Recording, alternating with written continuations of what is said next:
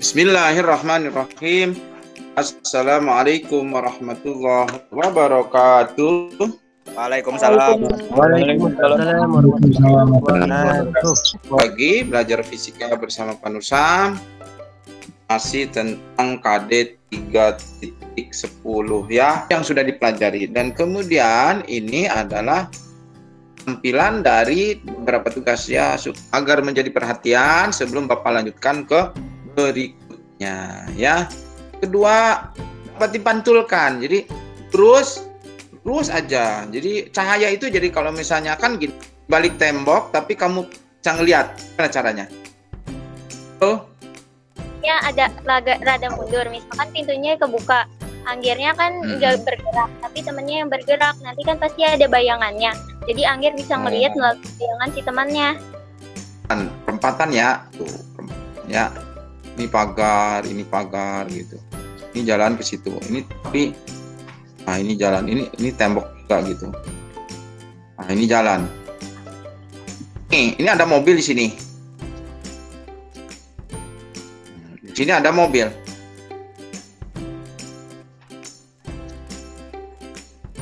Nah, gimana caranya? Belum belok, ini mobil ini bisa ngelihat mobil ini. Ada tembok nih. Kaca, Pak, pasang kaca. Nah, begitu pakai kaca. Pakai pemantulan. Maka merambat lurus gitu. Dia bisa dibelokkan asal ada peristiwa pemantulan begitu. Hanya pakai di sini kan biasanya ada tiang, ini ada embung kan gitu. Ya. Iya, jadi merambat lurus tapi bisa dibelokkan dengan peristiwa pemantulan begitu. Ya, betul, pakai kaca. Dapat juga dibiaskan. Nah, jadi dibiaskan itu dibelokkan juga, tapi karena melalui dua medium yang berbeda. Jadi misalnya ini bak air ya, ini bak air gitu. Ini bak air. Ini kan ada air di sini di dalam. Nah, kalau kamu celupkan pensil, nah gitu. Nanti pensil ada yang masuk ke dalam. Nah, yang masuk ke dalam itu terlihat patah, gitu. Patah. Kenapa itu? Karena peristiwa pembiasan. Kenapa? Karena sebagian pensil ada di air, gitu. Sebagian lagi ada di udara. Nah, di udara dan air itu berbeda mediumnya. Maka kamu akan melihat pensil terlihat patah. Itu karena pembelokan cahaya membelok juga. Nah, akibat dari berbedanya dua tempat cahaya itu bersumber ya, dari udara dengan ini akan terlihat patah pensilnya ya. Interferensi, jadi cahaya ini juga berinterferensi, tetap sama interferensinya ada. Kalau ini terang dan gelap, tadi kan bunyi nyaring dan bunyi redup. Kalau ini suara cahaya terang dan cahaya gelap ya. Kalau terang itu delta X sama dengan 0, 1 lambda, 2 lambda dan seterusnya. Yang gelap adalah perbedaannya kalau setengah lambda, 1,5 lambda, 5/2 lambda dan seterusnya ya. Dan difraksi ini pembelokan karena celah sempit, ini coba kamu nanti ini pembelokan karena melewati celah sempit, melewati celah sempit. Dan yang terakhir adalah polarisasi. Polarisasi ini adalah pemusatan arah getaran. Maksudnya, yang tadinya arah getarannya banyak macamnya, atas bawah, kemudian depan belakang. Nah, itu menjadi bisa dilakukan pemusatan. Salah satu arah aja yang boleh dibiarkan. Itu tidak terjadi pada gelombang bunyi polarisasi itu. Kenapa? Kalau polarisasi hanya untuk gelombang transversal ya.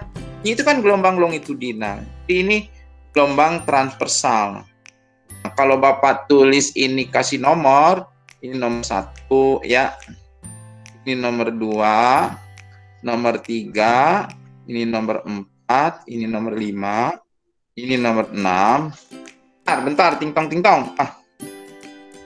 Pak, salah satu gambar untuk merambat lurus itu ini. Nah, jadi cahaya itu merambat lurus. Jadi dengan demikian gambar ini paling tepat diberi nomor 1. Oke, nah sekarang Bapak ada semacam tebak-tebakan lah sama kamu ya. Begitu gambar yang atas nomor berapa, Nak? Ya. Yang gambar tadi itu yang warna-warni itu nomor 2, Pak. Nomor 2. Nomor 2. Ada yang lain? Udah. Saya Pak. Apa? Nomor berapa? Nomor 5 Pak, difraksi lewat celah sempit soalnya. Ya.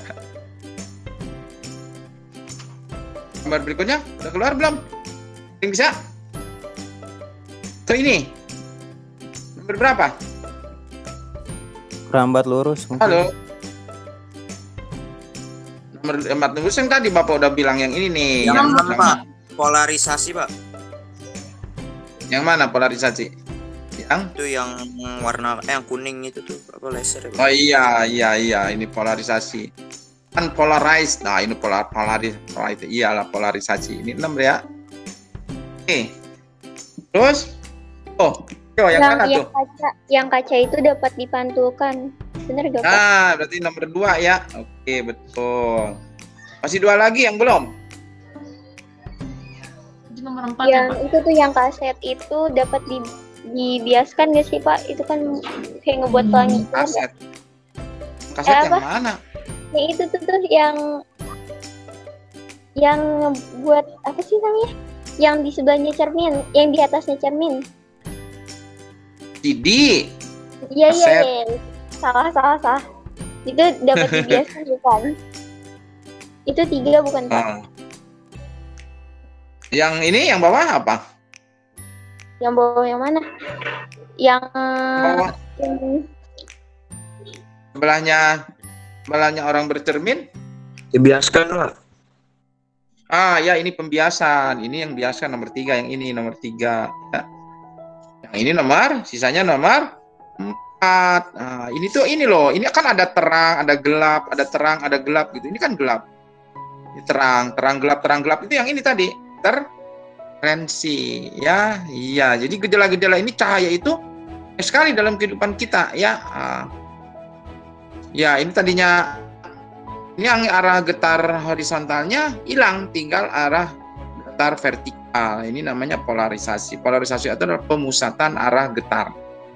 Gitu ya. Nah, sekarang anak-anak simulasi eksperimen cahaya. Anak-anak sekalian, kamu nanti boleh mencoba, tapi Bapak tidak memberikan kamu sebagai tugas praktikumnya, tidak tugas praktikum. Jadi nanti di pad itu ada pilih bending light. Nah, kemudian di bending light itu ada pilihan intro, ada prisma, kemudian ada more tools ya. Nah, yang Bapak pilih adalah yang prisma. Nah, sekalian, ini yang pertama varian-varian yang bisa kamu ubah adalah satu objek. Objek itu adalah apa namanya? Jadi ini kan simulasi tentang pembiasan sebenarnya, pembiasan cahaya. Semuanya pembiasan ini. Pembiasan. Objeknya itu bahannya, bahan yang akan menjadi target dari cahaya. Ini cahayanya bisa dinyalakan. Dan cahaya bisa ganti dari warna merah sampai ke warna ungu. Warna ungu dengan ini panjang gelombangnya. Panjang gelombangnya dalam nanometer ya. Nanometer tuh. Ya, sampai ke mendekati 800 ya. 700. Ya, mendekati 700 nanometer sampai mendekati 400 ya. Ya. Ya, jadi cahaya ini merambat lurus tuh. Merambat lurus tapi dapat dibelokkan apabila melewati medium yang berbeda. Ini environment itu lingkungan. Jadi lingkungan ini. Jadi ini environmentnya, ini adalah objeknya. Objek pembiasannya apa? Pembiasnya apa begitu ya. Jadi ada beberapa pilihan, ada ini prisma. Ini prisma. ini ada balok, ada bola, kemudian ada bidang lengkung setengah lingkaran. Nah, kalau yang ini bidangnya cembung, yang ini bidangnya cekung. Ya. Anak-anak, bisa kamu tampilkan dua ini? Karena kita bicara tentang pembiasaan, jadi Bapak menyampaikan ke kamu, ini kamu tidak usah mengklik reflection-nya ya. Refleks ini pemantulan. Normal itu garis normal, protektor itu adalah busur ya. Ini bisa diganti ini sebetulnya dari udara sampai ke kaca. Jadi kacanya pun bisa diganti-ganti. Bisa diganti dengan air. Ya, maksudnya ini isinya air. Gitu. Ya. Kamu mungkin dulu masih ingat ya. Ini udara, di dalamnya air. Udara itu kurang rapat. Kalau air itu lebih rapat. Jadi ada hukum pembiasan, cahaya datang dari medium kurang rapat ke medium lebih rapat, maka akan dibiaskan mendekati garis normal. Jadi ini belok nih ke bawah. Gitu. Busur ini bisa mengukur sudut. Simpan di sini. Caranya simpan di sini. Kemudian posisikan 0. Yang kedua, Bapak pilih yang ini. Apakah akan terjadi pembelokan kalau ini? Tidak terjadi, nak. Tidak belok. Tapi kalau ini di posisinya diubah, dia tidak belok dia, tapi bergeser. Nah, tuh, lihat tuh. Bergeser. Jadinya kan harusnya ke sini. Oke, sekarang bagaimana kalau objeknya berbentuk bola? Iya, kita hapus ini. Bagaimana kalau berbentuk bola? Kita nyalakan cahayanya, berbentuk bola. Kamu perhatikan tuh. Jadi kalau bolanya persis di tengah-tengah, dia nggak belok. Tapi kalau digeser, dia akan belok tuh. Juga mengalami 2 kali pembiasan. Nah, apa yang terjadi kalau misalnya cahayanya banyak? Hasilnya seperti itu, nak. Tuh ya, hasilnya seperti itu. Apakah terjadi perbedaan biru dan ungu? Gitu ya. Merah dan biru. Nah, terjadi perubahan. Bukan lihat warnanya ya. Lihat ini. Ini disebut dengan fokus, nak ya. Titik fokus itu ini. Jarak fokus itu ini. Jadi pembelokan juga, kecuali ini posisinya di atas. Nah, bagaimana kalau cahayanya banyak? Nah, ini malah lebih bagus lagi. Ini seperti titik fokus. Titik fokus. Nah, waktu SMP mungkin kita belajar itu yang 1/F sama dengan 1/S tambah 1/S aksen ya. Mungkin ya, udah kamu belajar. Cermin atau lensa cembung adalah memusatkan atau disebut dengan konvergen, sedangkan ini lensa cekung bersifat divergen, jadi menyebar.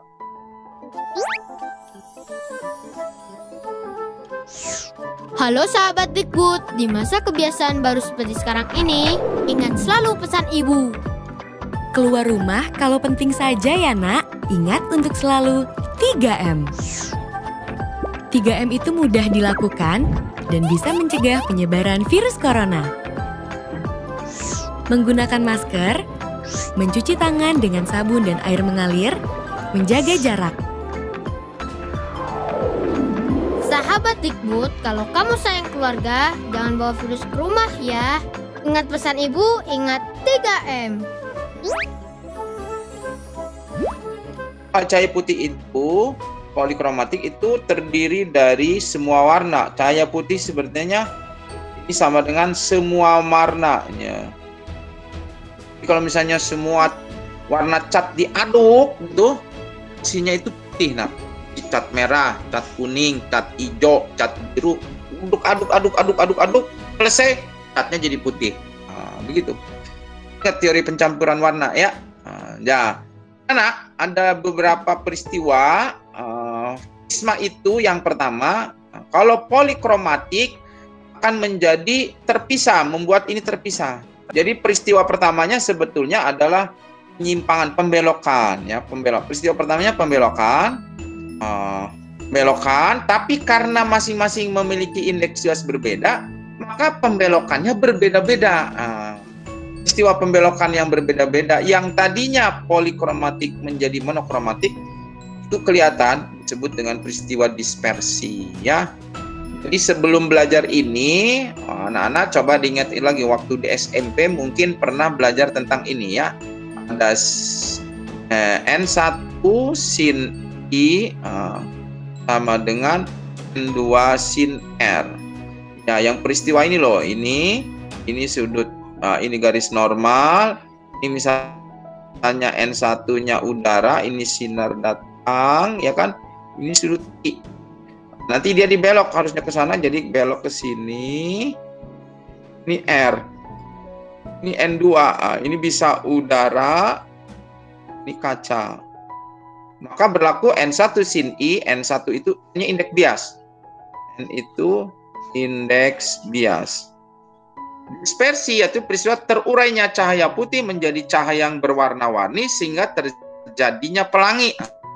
Nah, pelangi itu peristiwa dispersi itu.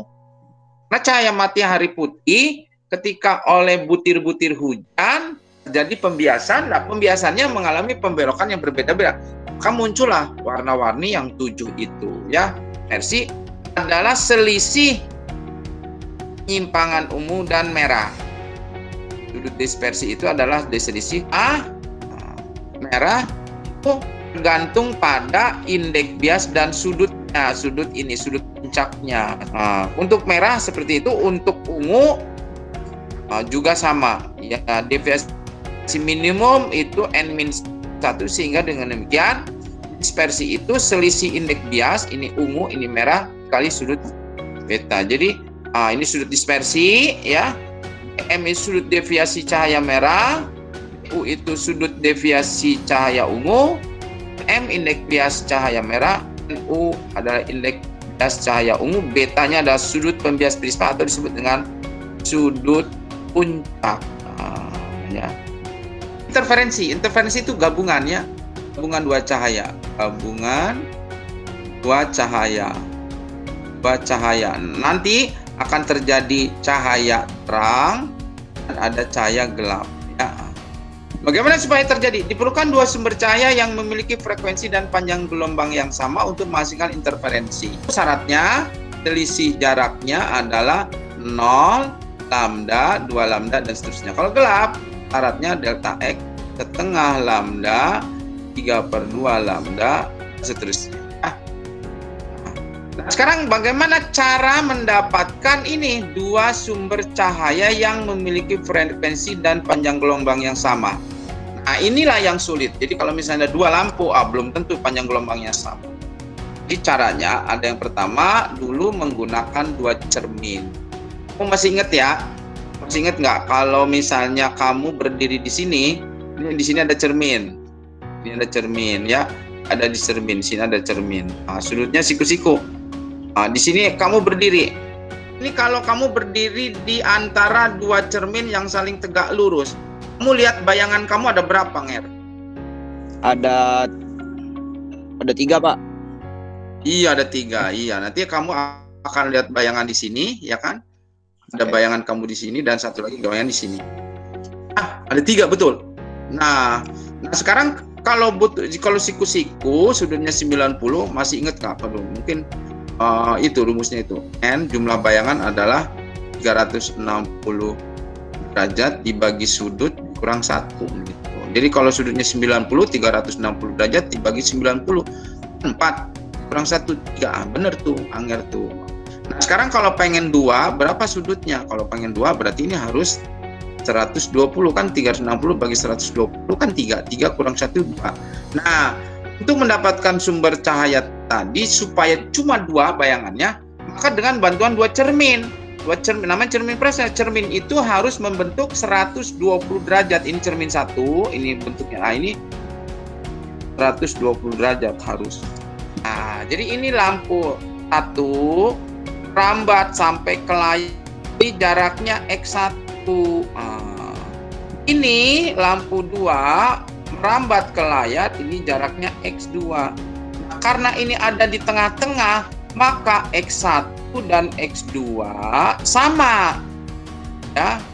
untuk yang peristiwa ini. Untuk yang ini X1 sama dengan X2, maka selisihnya adalah 0. Sehingga terang tuh, maka ini garis ini adalah terang tuh. Tengah-tengah pasti terang. Tapi setelah itu yang ini X1. Ini yang ini jaraknya X2. Coba X1 lebih jauh daripada X2 karena ini nih jaraknya. Kalau delta X-nya 1 lambda, maka ini terang ke 1. Kalau delta X-nya 2 lambda, maka ini bisa terjadi terang kedua. Kalau delta X-nya setengah lambda, maka itu adalah gelap ke 1.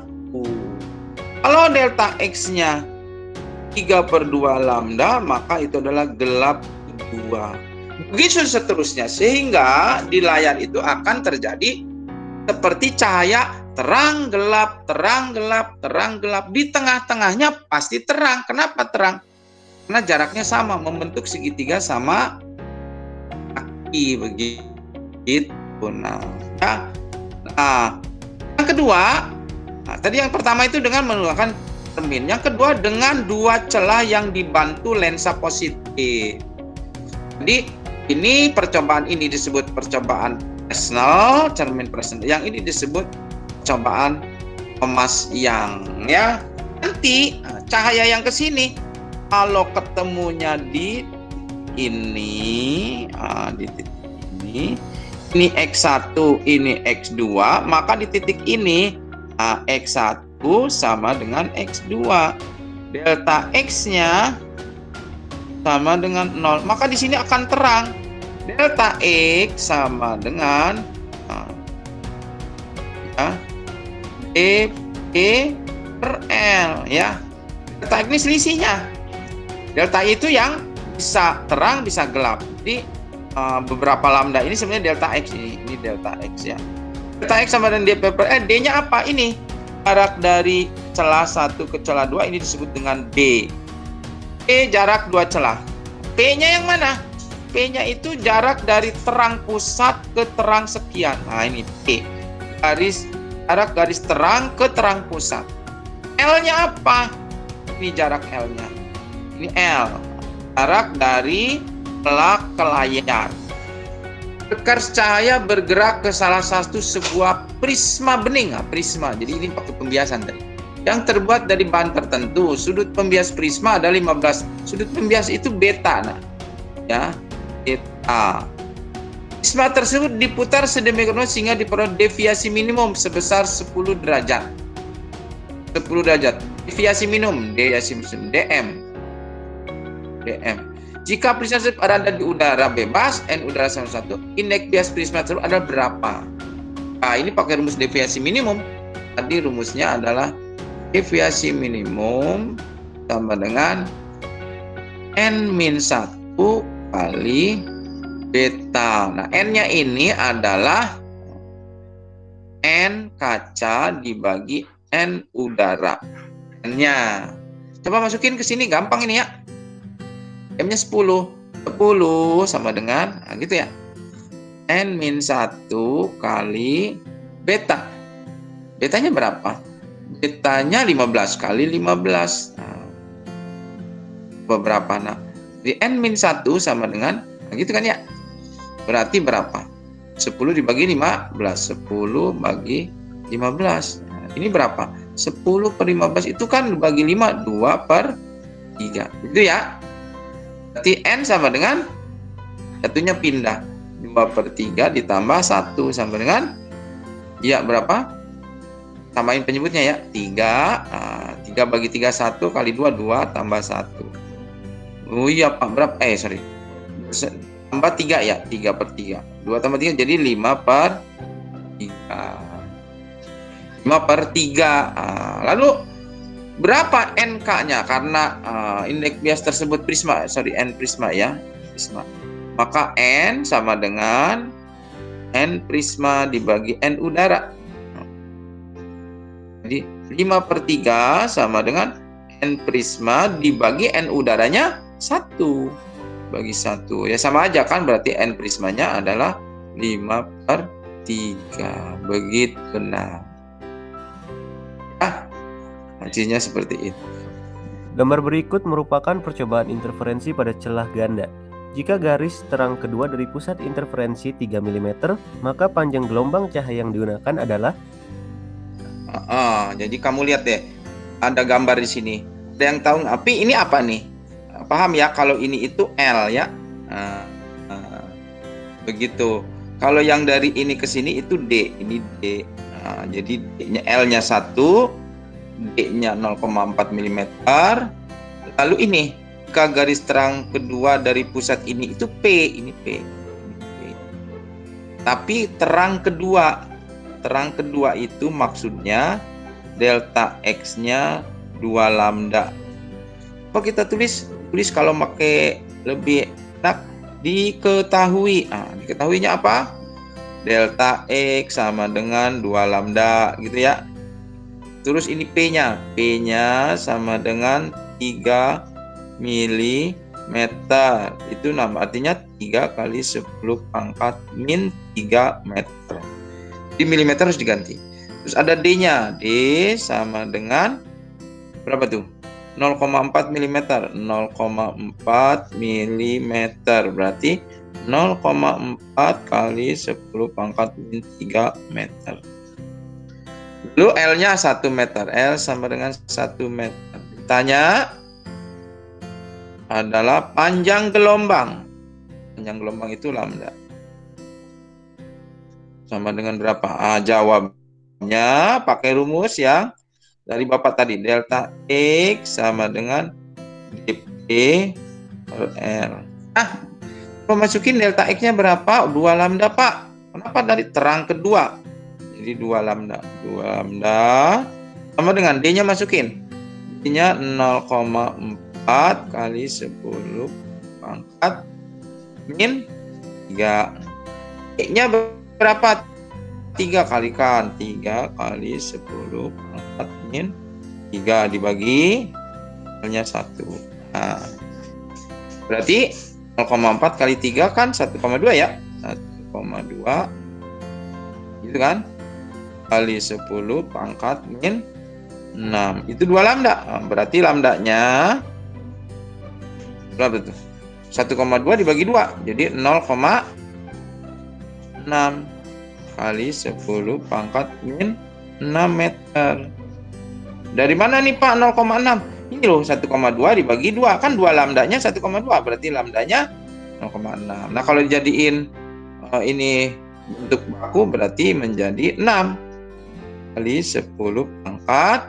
Ini min 6, ini min 1. Min 7 meter. Apa jawabnya? Pelajari lebih lanjut di modul 310. Itu ada di kegiatan 1. Sebagian di kegiatan 2. Karena kegiatan satunya adalah gelombang masih. Kita tutup dengan membaca hamdalah. Alhamdulillahirabbil alamin. Assalamualaikum warahmatullahi wabarakatuh. Warahmatullahi wabarakatuh.